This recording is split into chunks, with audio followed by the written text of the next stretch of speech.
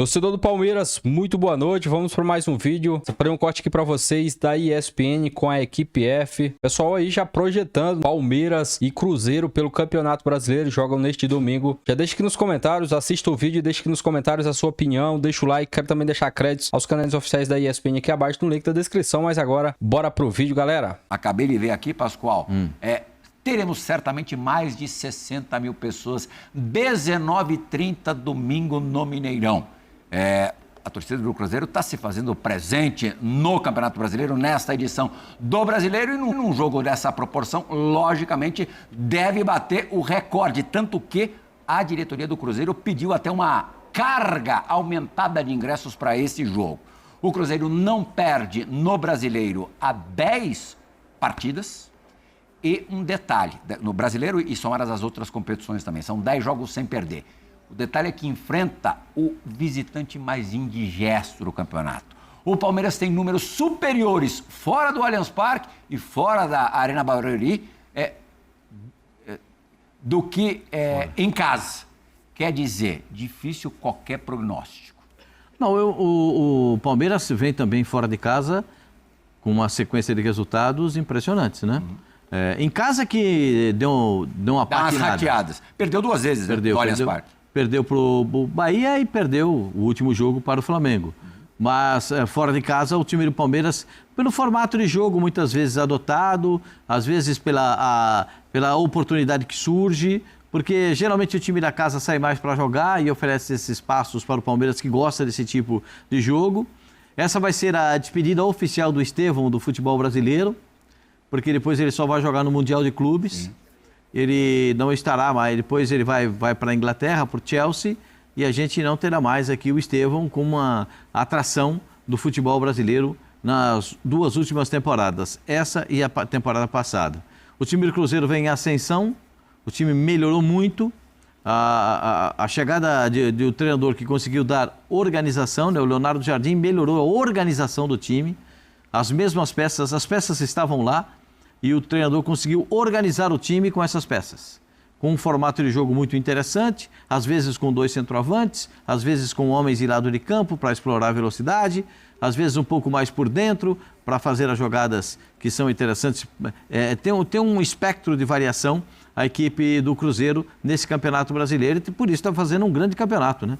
Uma vitória contra o Palmeiras leva o Atlético para brigar pela liderança, aguardando o resultado do Flamengo para saber como estarão as coisas. Agora, o Palmeiras está se preparando a partir de agora para o Mundial, né? Porque esse é um jogo que vale a liderança do campeonato. A intenção do Palmeiras é sair daqui, do futebol brasileiro, levando essa esperança, essa expectativa de conquista de um título tão importante. Claro que é difícil... Já pensou que bonito ser primeiro no geral da Libertadores? Isso já é... E também na parada, o líder momentâneo? Porque na volta ele terá essa condição. E a visão dos adversários é aquela que o Palmeiras deixa, né? De ser líder da Libertadores, líder do Campeonato Brasileiro. Essa é uma visão que o Palmeiras não quer deixar, porque é uma visão impactante. Porque quem ficar no Brasil treinando vai ficar analisando a tabela e vendo o Palmeiras na primeira colocação do campeonato. Aí abrindo aí 3, 4 pontos, dependendo de cada clube que esteja ali na colocação entre os 4 primeiros do campeonato. Então, eu acho que o time do Palmeiras não vai ter os 2 zagueiros titulares, né? Os 2 tomaram cartões na última partida contra o Flamengo, vão ficar fora. Vai a dupla reserva para esse jogo e vamos ver o que vai acontecer. Eu sempre acho que tem favorito. Para mim, jogo de futebol tem favorito. Pode ser favorito e favoritaço. Você pode escolher, né? Tem isso? Tem aquele favorito de boca vazia, favorito. Tem o favorito de boca cheia, favorito, é boca cheia. E tem o favoritaço, né? Aquele que você vai, esse é puro de 10, vou apostar aqui minhas fichas, esse aqui é puro de 10, que esse aqui vai dar certo. Então, já tem gente gritando aqui. O Palmeiras que não perde para ninguém fora de casa. Aqui falou assim, quantos jogos o Palmeiras está invicto fora de casa? Vamos dar uma olhadinha numa tela mostrando o retrospecto mais recente do Palmeiras fora de casa. E Zé, é impressionante, ó. Não, mas é pro Pascoal isso aí, pro Pascoal. Olha lá, Pascoal. Tá... Recordes atingidos pelo Palmeiras como visitante. 20 partidas sem perder. Com 17 vitórias e só 3 empates nesse período. Maior sequência desde novembro de 95 até maio de 96. Época em que o Zé enfrentava esse Palmeiras com a camisa do Corinthians. 21 jogos na época com 20 vitórias e 1 empate fora de casa. Maior invencibilidade atual como visitante no Brasileirão. 8 vitórias em 8 jogos. 100% de aproveitamento fora de casa, Pascoal. Nunca vi isso. E a segunda maior sequência de vitórias consecutivas, 8 na história do Brasileirão. Melhor marca também era a Sociedade Esportiva Palmeiras, 10 entre 93 e 94. Esse é o time do Zinho. Quando o Palmeiras tinha um time espetacular, ganhou inclusive os brasileiros de 9-3 e 9-4. Zé, os números são que isso? Que números são esses? Isso é pra desanimar o cruzeirense ou pra dar um estímulo ainda Isso é pra maior? animar. Quebrar essa história. É o que? É imbatível, Pascoal? Não é Imparável, imparável. Vai, Pascoal. Esse negócio, eu vou falar pra você. Imparável. Esse negócio Agora o Pascoal falou uma coisa que é verdade. Não entendo. Sem Gomes e Murilo, com Bruno Fux e Mikael, dá um alento, dá uma esperança aí pro Cruzeiro. O problema é sem Gomes. Murilo também vai o cara que orienta o time em campo. É o cara que orienta Organiza todo mundo, o time em campo. Que organiza, que tem a questão da liderança, que posiciona muitas vezes os volantes na frente da zaga, que comanda os dois jogadores a não sai lá, eu estou aqui na cobertura e tal. Pode ver aí, o Palmeiras com o Gustavo Gomes tem um comportamento e sem o Gustavo Gomes tem outro. Por mais que sejam bons jogadores, que o Murilo também é muito bom jogador, o Fux é bom jogador. O Murilo também tomou cartão. Sim. Tô só falando sobre... o Zé normalmente tinha sido expulso contra o Flamengo. Não, era para ter sido expulso. Se ele acerta o jogador, não tinha bola no beijinho, né? O beijinho, né? O Ayrton Lucas. O Ayrton Lucas, se acerta, o Ayrton Lucas estava fora do próximo jogo. Porque realmente foi uma entrada muito forte. Mas foi de lado, a intenção foi baixa. Não tem... A intenção não... Vou falar com quem conhece Carrinho. Diga lá, José. Carrinho eu conheço, Pascoal. Carrinho, né? Intensidade moderada e tal. Não, foi um carrinho muito forte que se pega... Você não pode julgar pela força, você tem que julgar pela intenção e a forma como você entra. Porque na força, então tá bom. Se não quebra, então não tem expulsão, não tem vermelho. Porque hoje... eu não posso jogar hoje, tá vendo? Se eu jogasse hoje não ia ter problema nenhum. Você não ia pegar no meu pé do cartão, você não ia falar nada de vermelho. Por quê? Porque, Pascoal, as entradas que eu tô vendo hoje, a intensidade moderada, não tem problema. Os negros voando daquele jeito? Rafa Marques, você que é um cara que sempre joga limpo, diria para o nosso Foro Esporte que nesse momento quem tá jogando mais bola, que futebol te agrada mais? Ou do Palmeiras ou do Cruzeiro? Porque do Leonardo agradar Jardim? futebol... Então, isso é subjetivo. E de cara, estou dizendo que não é um comportamento murilista meu não, viu, Plihal e amigos? É porque gosto, cada um tem o seu, né? Vendo os dois times jogarem, eu gosto mais de como o Palmeiras joga, tá? Em especial quando ele se comporta numa condição de visitante, em que preponderantemente sabe que o adversário o respeita, mas ao mesmo tempo precisa dar uma satisfação para o seu torcedor, e aí que o Palmeiras fica bem à vontade, bem confortável, geralmente diminui um pouco a busca pelo controle do jogo, mas em compensação acelera mais as transições. Claro que sem o Estevão vai perder muito dessa fase em que o time recupera a posse de bola e já liga o cara que é diferente na frente. O Abel vai ter que se reinventar. Aliás, o Abel tem, ao longo desses quase 5 anos como técnico do Palmeiras, se reinventado frequentemente, né? Da base, da espinha dorsal, e o time mantém o seu alto nível de competitividade e de conquistas, né? E é óbvio que isso tem a assinatura do Abel. Você pode discutir várias coisas sobre o técnico português do Palmeiras, mas eu acho que não cabe discussão a capacidade que ele tem de refazer modelos para adaptar o jogo ao perfil do elenco que ele tem naquele momento. Então, eu gosto mais do Palmeiras na média do que do futebol que o Cruzeiro joga. Porém, aí lembrando do nosso queridíssimo Mário Marra, mas... é preciso saber que Cruzeiro vai ser esse que vai enfrentar o Palmeiras. Eu fiquei esperando, o Pascoal dizer quem era o favorito, que ele disse, sabe que todo jogo tem favorito? Para mim, todo jogo tem favorito, pode ser favoritaço, favoritinho, favoritesco, mas ele não falou. Eu ia colar. É que não me deixaram, eu fui bruscamente interrompido aqui. Rafa, porque colocaram uma tela só para ver se fortalecia sabe, o término Quem é favorito ou Pascoalzinho? do pensamento Sociedade Esportiva Palmeiras. É favorito? Claro, são 20 jogos, 20 jogos com 17 Eu vitórias também fora acho. de casa. Eu também acho. E pode chegar a 21 vitórias, como o time Mas só teve tem um o time de detalhe. 94. Que Cruzeiro vai entrar em campo nesse domingo? Um Cruzeiro que vai partir do princípio que o Palmeiras não vai querer ter o controle do jogo e ele, Cruzeiro, vai bater no peito e dizer: sou o mandante, estou em casa, preciso dar uma satisfação para esse Mineirão lotado, então a bola vai estar comigo.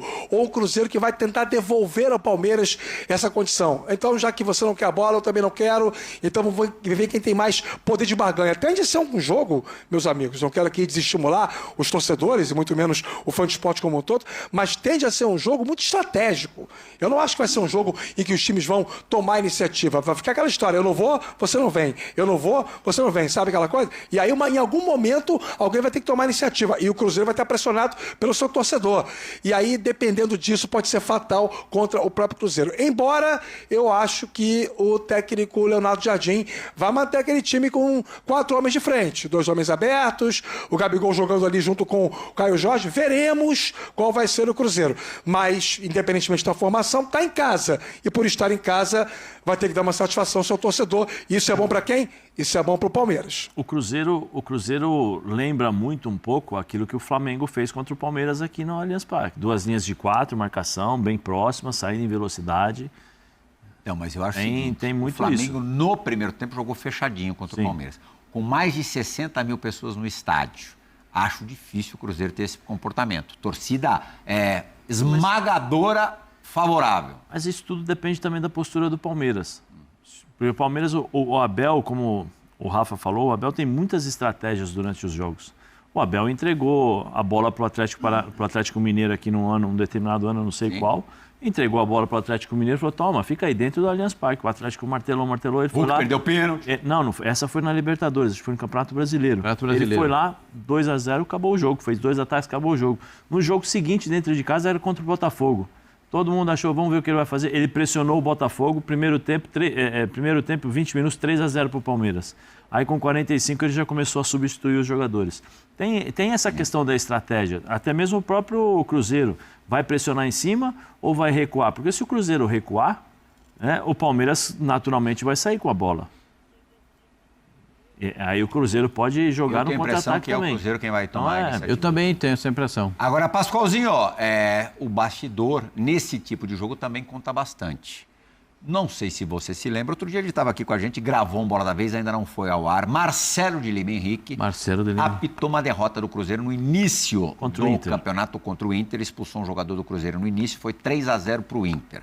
Aí o Pedrinho Lourenço deu aquela ligada para a Confederação Brasileira de Futebol e o Marcelo Lima Henrique pegou uma longa geladeira. Ele saiu da geladeira há pouco tempo num jogo do Palmeiras contra o Red Bull Bragantino, vitória do Palmeiras lá em Bragança Paulista. Então, Marcelo Lima Henrique estava escalado no VAR para o jogo de domingo. Ia fazer a cabine de VAR. Por solicitação do Cruzeiro, ele foi retirado da escala. Quer dizer, a pressão em cima da arbitragem, de certa maneira, já começou. O árbitro do jogo será o Rodrigo José Pereira de Lima, árbitro de Pernambuco. Ele será o árbitro de campo e o Marcelo Lima Henrique não mais o VAR. Às vezes, assim, eu parto do seguinte ponto. Todas as vezes que a comissão de arbitragem ela recebe uma ponderação como feita pelo Cruzeiro e muda o árbitro do jogo, eu fico sempre com um pé atrás, né? Porque a comissão de arbitragem ela deveria ter tido um pouco mais de cuidado, né? Para escalar. Porque aqui no Brasil, aqui é tudo muito estranho, não sei. Aqui é tudo diferente, isso aqui é um país muito estranho. Esse é meu amigo Pedrão que falava isso. Agora, aqui é tudo muito esquisito. Tudo muito esquisito. O VAR do Brasil não funciona. O VAR do Brasil funciona com a câmera da transmissão. O VAR do Brasil é uma esculhambação. Os caras marcam errado e o cara corrobora o erro. O cara viu que o cara pitou certo, aí chama pro cara errar. Aqui é muito estranho, né? Agora o Marcelo Lima Henrique está pagando aí um preço por um jogo que ele apitou mal do Cruzeiro. Se for assim, Qual árbitro vai estar pronto para apitar jogo de futebol nesse país?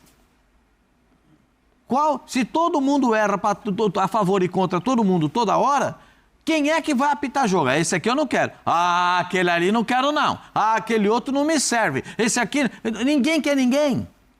Então, aqui a comissão de arbitragem também, eu vou dizer um negócio para você, um negócio para a gente analisar. O atual presidente da CBF, que foi recentemente eleito, ele tinha que dar uma olhada. Samir Chaldes. Eu já tive várias discussões na época com o Salvio, agora com o Gaciba, com a Renata, com o Simon não, porque o Simon pouco participou às vezes dos programas que eu participava por causa do horário.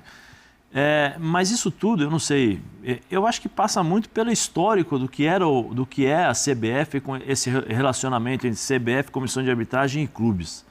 Né? Porque uma vez eu tive uma discussão séria com o Pedro sobre isso, porque a Comissão de Arbitragem, ela não tem que abrir as portas para ninguém.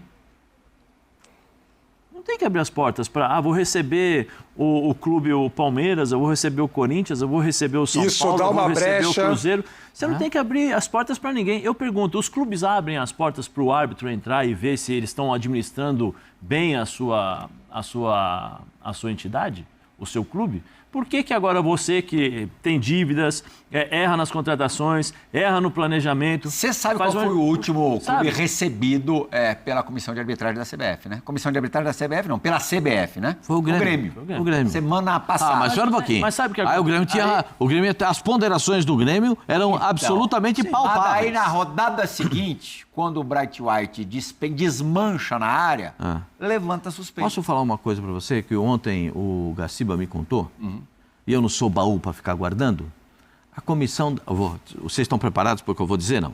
A comissão falou que foi pênalti. A comissão... Eu vou contar uma coisa... Eu estou sempre, mestre. Está preparado aí, rapaz? Está preparado aqui, José? Está preparado? O senhor que está em casa, está preparado? Estou firme aqui. A comissão de arbitragem do Brasil entendeu aquele lance do Bright White contra o goleiro do Bahia, atenção, senhores, como penalidade máxima. E eu não consegui parar de rir. A Comissão do Brasil? Eu comecei a rir. Ou a Comissão Internacional? Não, porque um cada canto, o Rafa pode depois explicar melhor. Cada um tá num lado e vai para cá e dá um devorteio, o outro que tá ali, o outro que não apitou, o outro que apitou, mas tá longe. Assim, um negócio muito maluco. Eu acho que o novo presidente, o Samir, tem que tomar uma posição disso aí. Tem que ter um negócio sério. O Samir poderia tirar 10% ou sei lá quantos por cento de cada presidente das federações, né, já que o colocaram ali. O caminho é qualificação, galera. Pascoal, calma. Tirar desse aí. Sabe o que é? É a profissionalização. Implementar um VAR semiautomático. A CBF tem dinheiro para fazer isso. Dá uma bombada no VAR. Veja quanto gasta com as federações. Diminui um pouquinho. Diminui. O salário, quanto que é o salário do presidente? Altíssimo também. Né? Diminui um pouquinho, tira 10%, vamos melhorar o futebol. Como é que é o VAR semi-automático, qualificando os árbitros, transformando o árbitro em profissionalização. Quanto que a CBF arrecada, ela não precisa nem diminuir o salário dos presidentes da federação. Mas eu também concordo com você. Está sobrando lá. Então, mas está sobrando, mas não é porque está sobrando que você também pode sair distribuindo. 650 de... Então, assim... saldo positivo na última temporada. Eu acho. 1.650 eu acho. superávit. Tá bom pra você ou não? Fecha aí. Comissão de arbitragem. Faz uma reunião. Agora precisa ver uma coisa também. Vou colocar essa discussão. Precisa ver se os árbitros gostariam de se tornarem profissionais. Porque tem muito árbitro que não quer. Porque tem 2 empregos, um árbitro FIFA. Eu acho que sim. Não, mas calma, Rafa, porque eu conversando com fontes e com pessoas ligadas aos árbitros, porque eles questionam, eles falam assim, eu sou árbitro FIFA. Quanto ganha um árbitro FIFA por jogo? Aliás, aqui em conversando com fontes, pessoas ligadas e tal. O Marcelo Lima Henrique cruzou com você aqui, né? Sim. E você tinha dado umas porradas nele antes? Sim. Não deu porrada. Eu falei pra ele que ele tinha que se aposentar. Ele tinha que parar, só isso. Para evitar tudo isso que estava acontecendo com ele. Né? Assim, quanto ganha um árbitro FIFA? Você imagina, ele faz quantos jogos por mês? 5 mil por jogo, acho que é isso. 5 mil por jogo. Quantos jogos ele faz por mês? Os 4 jogos? Não, faz 8. 8 jogos. Faz 2 por semana? Faz. 8 vezes 5, 40 mil. Né? Eu não sou... Nem todos. O Wilton Sampaio faz. Eu não gosto de falar isso, mas eles ganham mais ou menos isso. E tem as suas profissões, as respectivas profissões. Qual é a média salarial? como vai ser? Eles vão permanecer algum tempo, por exemplo, que a CBF construa um centro de arbitragem no Rio. Todos vão morar no Rio, vão ser treinados todos os dias, porque esses árbitros precisam ser treinados todos os dias, eles são seres humanos. Eles precisam ter tratamento igual o jogador de futebol tem. Alimentação privilegiada, preparação física, tratamento, né, emocional, para eles suportarem tudo isso que acontece. Sabe por quê, Priel? Porque aí, e depois do jogo tem que falar. Não depois que entra no vestiário, depois do jogo tem que falar. Sabe por quê? Para evitar... Você diz da entrevista. Da entrevista. Sabe? Para evitar exatamente o que as pessoas falam todos os anos. Torcedores, treinadores, auxiliares, diretores. Esse campeonato está manchado, esse campeonato tem sistema, esse campeonato tem esquema.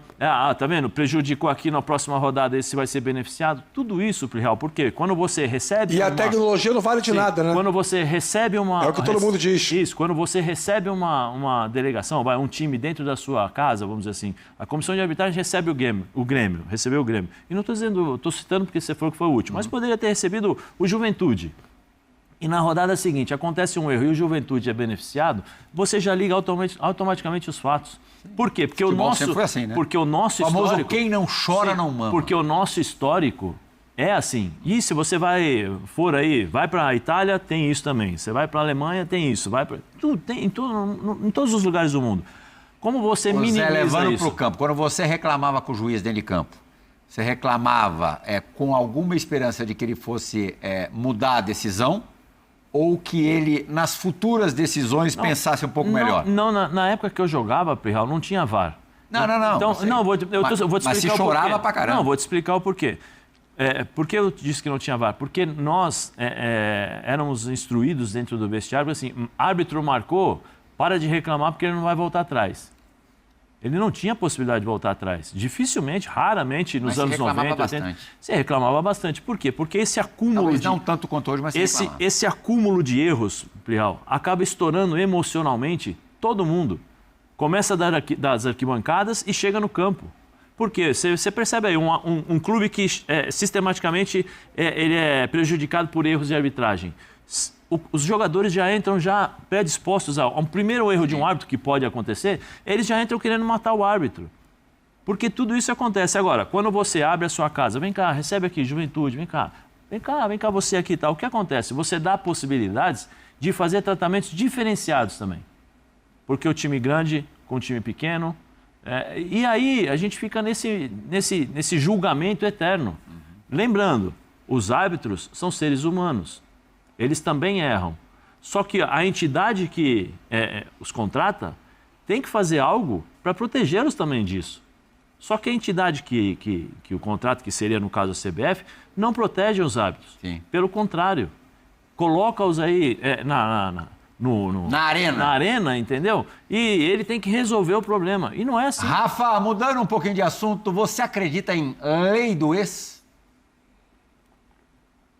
Eu acho que ela se manifesta quase sempre no futebol. Você quer fazer apostar em alguma coisa no jogo, você aposta a lei do ex, porque ela é muito presente, ela é frequente, principalmente no futebol brasileiro. Até porque no futebol brasileiro o que tem mais é ex, né? O jogador de mercado no Brasil dificilmente esquenta a cadeira no mesmo lugar durante muito tempo. Ele vai trocando de camisa com muita frequência, então isso amplia o leque da possibilidade de nós termos a lei do ex. Creio muito nela, mas você está perguntando isso especificamente em relação a que personagem de domingo, meu caro Pirral? São 4 palmeirenses que já vestiram a camisa do Cruzeiro. O Estevão só na base. Aliás, jogou até uns 13... Estevão não conta, gente. Não conta, né? Aí é um pouquinho de... Concordo com você. Mike jogou e fez história no Cruzeiro. Maurício jogou no Cruzeiro. O Mike no futebol acho que jogou apenas em 2 clubes, né? Cruzeiro e Palmeiras. Cruzeiro um bom tempo e o Palmeiras... O Maurício também, base revelado, formado no Cruzeiro. E aquele menino ali. O Tigrinho. Vitor Roque. O Tigrinho também. Jogou no profissional do Cruzeiro, depois foi pro Atlético Paranaense, uma manobra do Alexandre Matos, né? Sim. Que pode estar indo ao Santos, deixando o Cruzeiro nesse momento. Mas isso é outra coisa. Pascoal, será que o Vitor Roque, que desses é quem tem uma probabilidade maior de marcar, deixará a marca do Tigrinho no Mineirão? Acho que o Maurício também tem.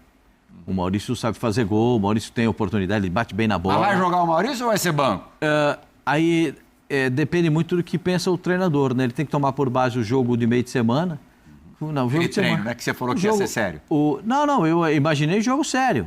E o Palmeiras tratou o jogo pra você sério. que era um amistosão. O Palmeiras tratou o jogo com seriedade.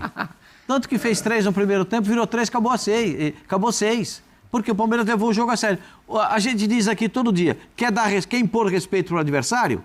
Faz gol. O Palmeiras fez. Ganhou. Flaco Lopes, hein? Você precisa jogar sempre assim? Hein?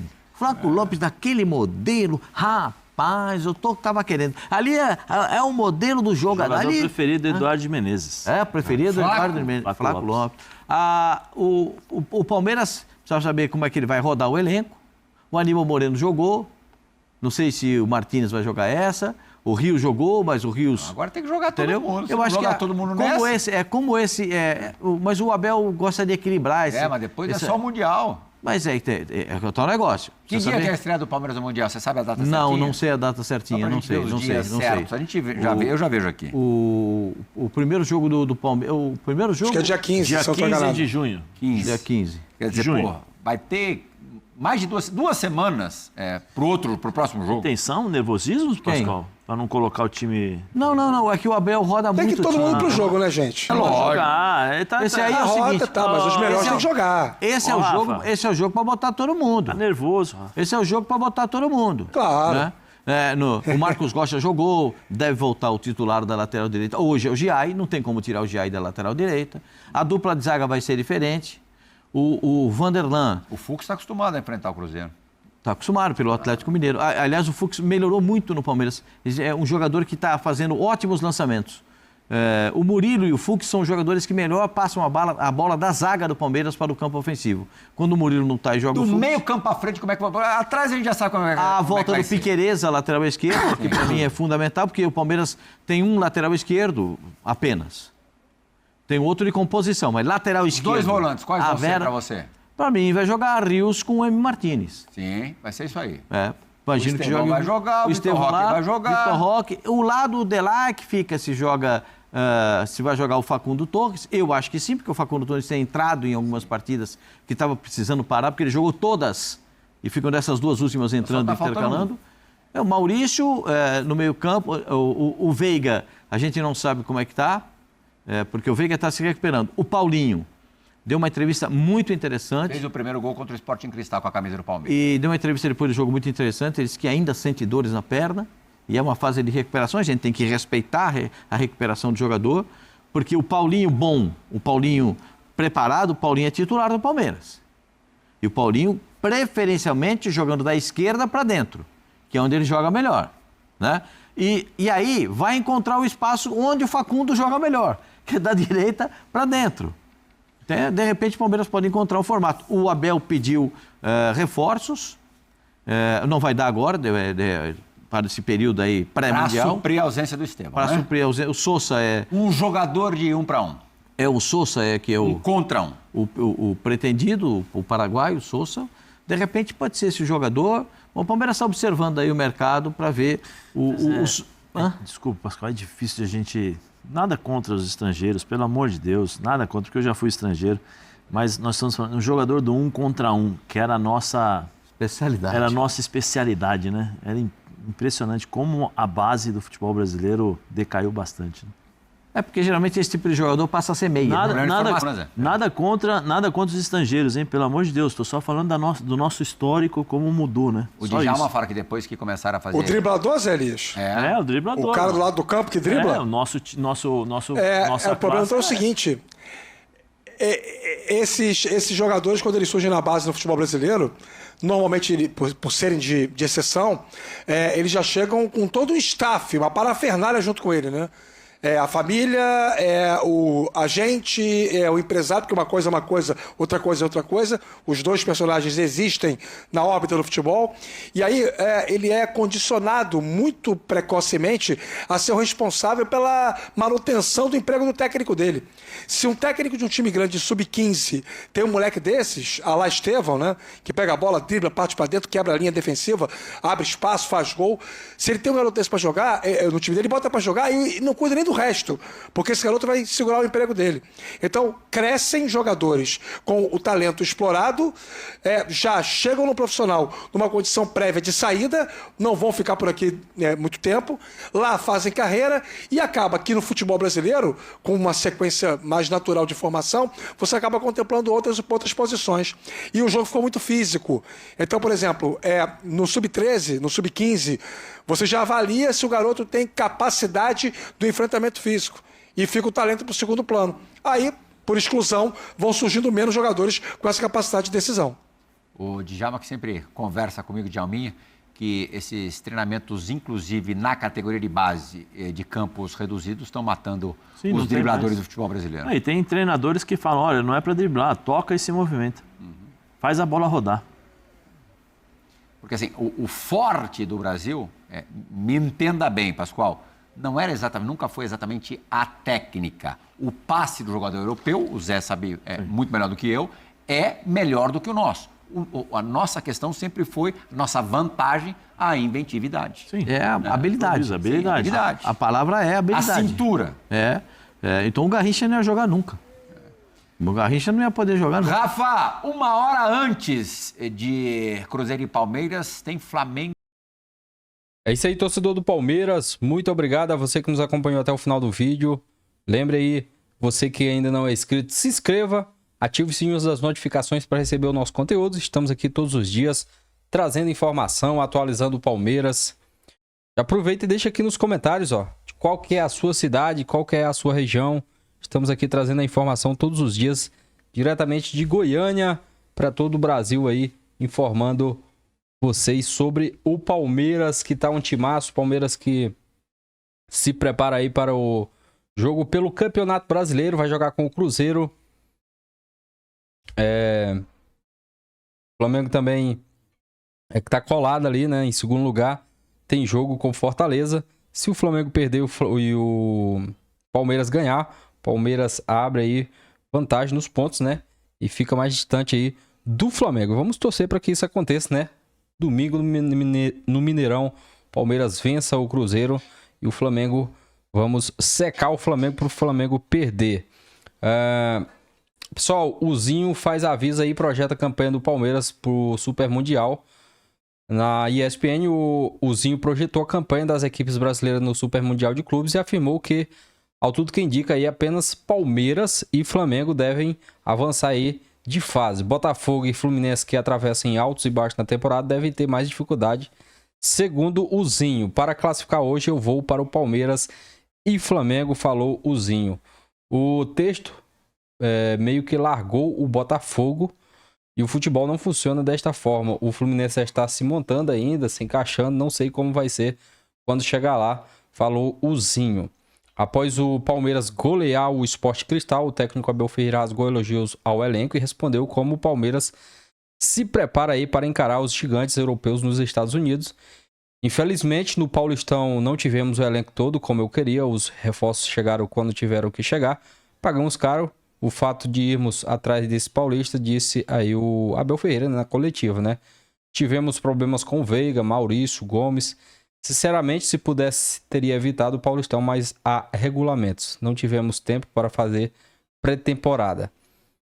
Na mesma coletiva, o Abel também abordou a possibilidade da diretoria buscar uma reposição para Estevão, que fez seu último jogo no Allianz Parque e reforçará aí o Chelsea em breve.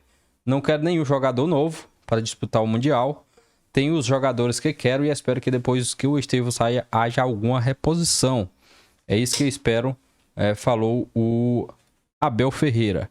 E aí, pessoal, quem que você queria ir para repor a vaga do Estevão, né? Que não é fácil achar aí qualquer jogador no mercado no nível do Estevão. Deixa aí nos comentários quem que você desejaria para repor essa vaga aí do craque Estevão. E é isso, pessoal. Muito obrigado, aquele abraço e até o próximo vídeo.